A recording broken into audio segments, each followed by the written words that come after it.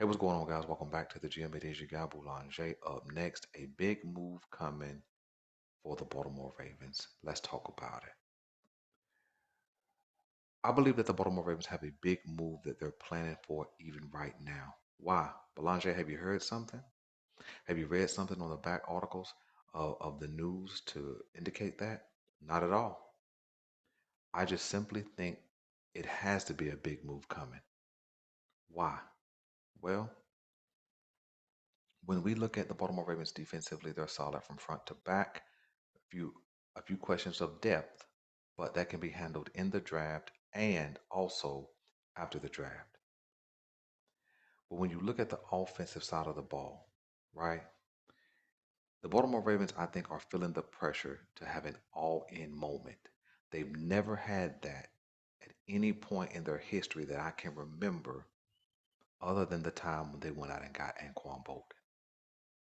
And I can't remember if they attained him by trade or they signed him in free agency.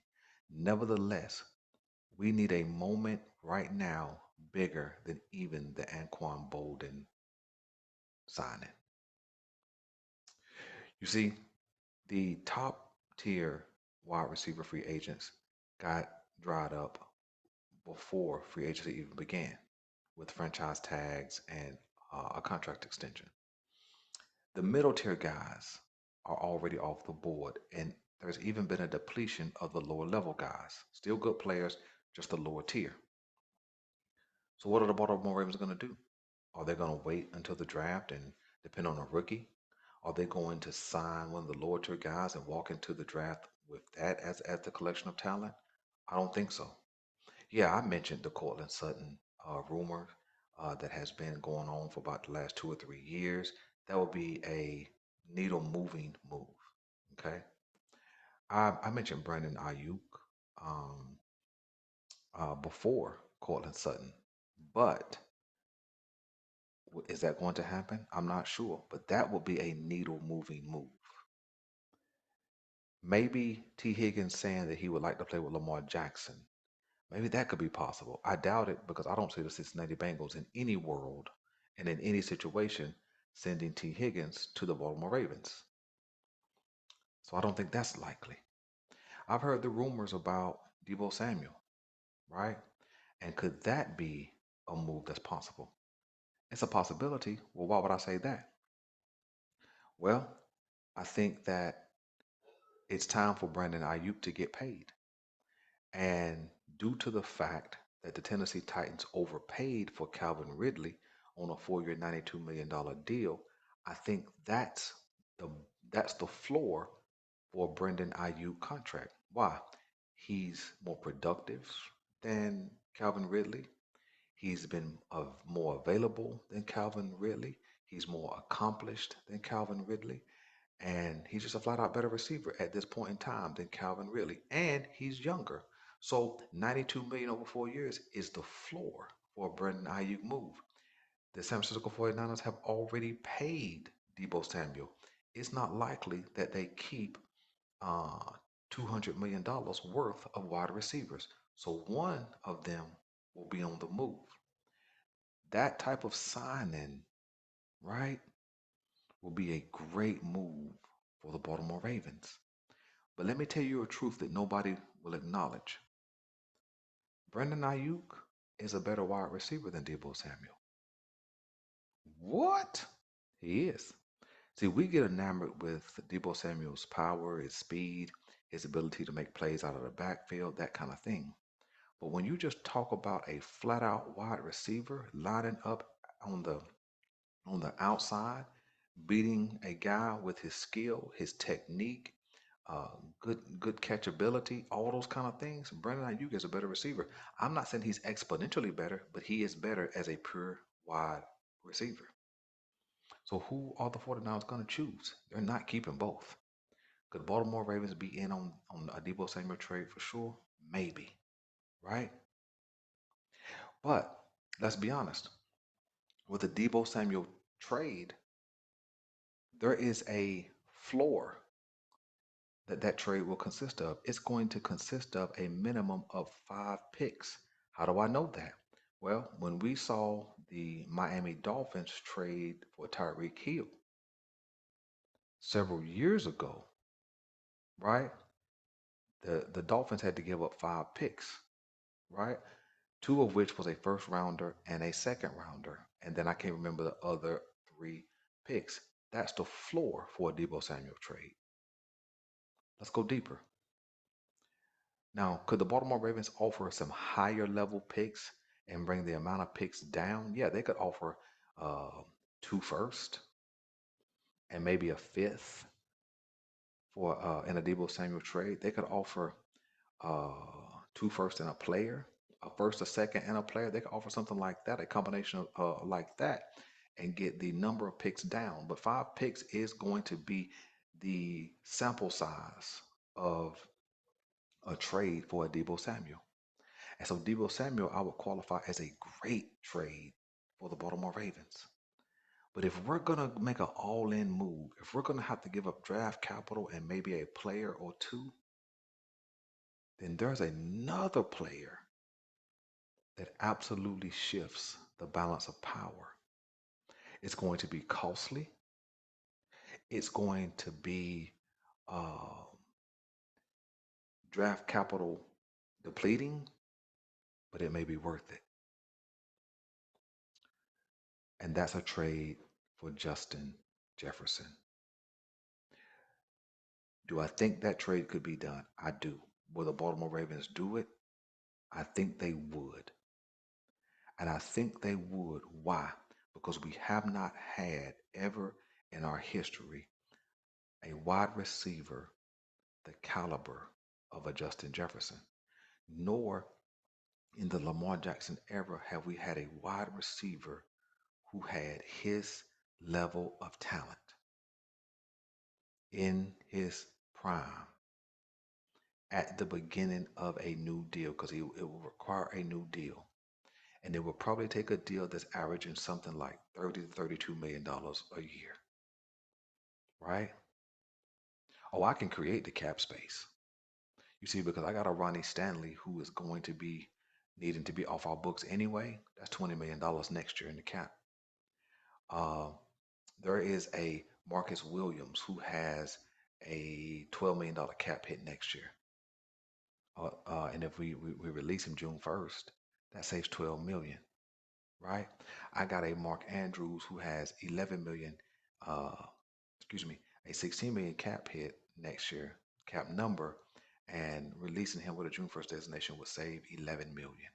And there's also a Marlon Humphreys who has a $25 million cap number. Releasing him June 1st will be an $18 million savings. So we can find the money if we want to make a seismic shift in NFL power. The question is, could we or should we? I'm in all-in mode at this point as a Ravens fan, and I think we should. We've never really invested in offense like this. But if you're going to put $260 million in your quarterback, then we have to stop nickel and diming and get him somebody that can help him. Well, Belanger, how would you make the trade work? I'm glad you asked me. There's a number of different ways to make a Justin Jefferson trade. The Minnesota Vikings are going to require no less than 2 first rounders. I don't blame them. Here's what I'm suggesting: 2024 first round pick, 2025 first round pick, and Rashad Bateman, who is also from Minnesota because that's where he played in college. That will be the equivalent of 3 first round picks for Justin Jefferson. I would also include a 2024 fourth round pick. So 2 first plus Rashad Bateman and a fourth round pick. I think that could get a deal done for Justin Jefferson.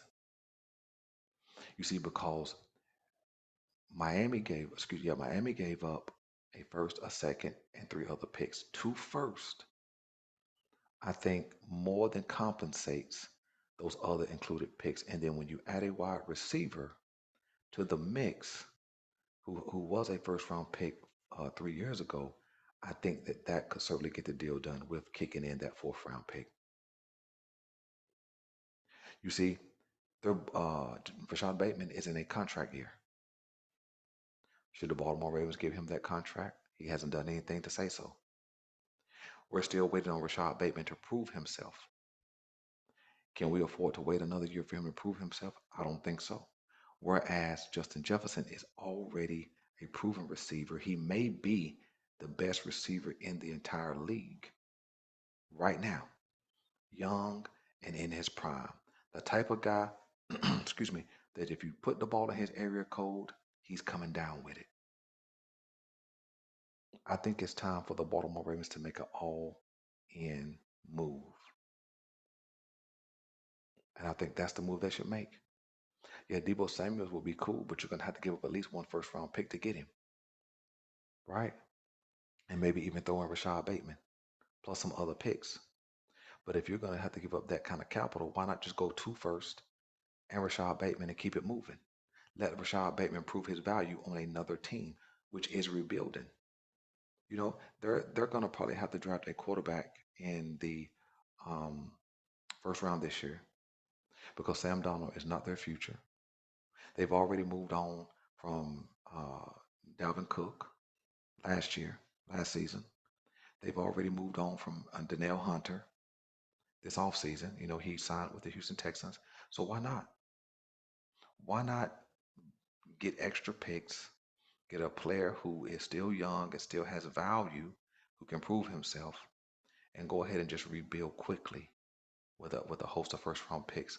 Well, that seems like a large haul. I guarantee if somebody else had the draft capital to go get Justin Jefferson, they would and they should. Why are we the only ones that have to settle for less than adequate talent at the wide receiver room? And as far as those first round picks, this year is number 30. What's next year? If we get Justin Jefferson, what's next year's pick?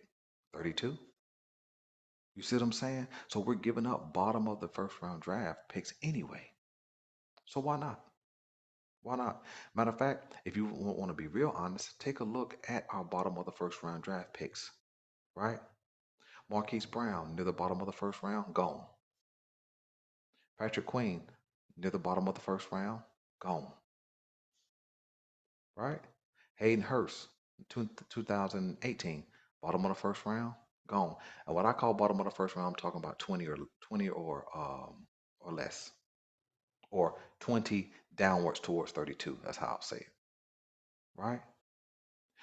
When you look at 2021, Rashad Bateman and Odafe Owe, they both have a potential to be gone because they haven't produced. I think one of them comes back, but Rashad Bateman certainly has a possibility of being gone. So let's make this move. Two first, Rashad Bateman, and a fourth round pick to get Justin Jefferson. Yeah, we have to pay him, but we can create space. And his 4 year, 120 deal, right? His 4 years, 120, 124, something like that. That will come clean of the books by the time it's time to pay Zay. Because we got 4 more years of bargain contract on Zay Flowers. Imagine an offense with Justin Jefferson, Zay Flowers, Andrews, Derrick Henry, Lamar Jackson. It's an all-in move that I would super encourage the Baltimore Ravens to look into.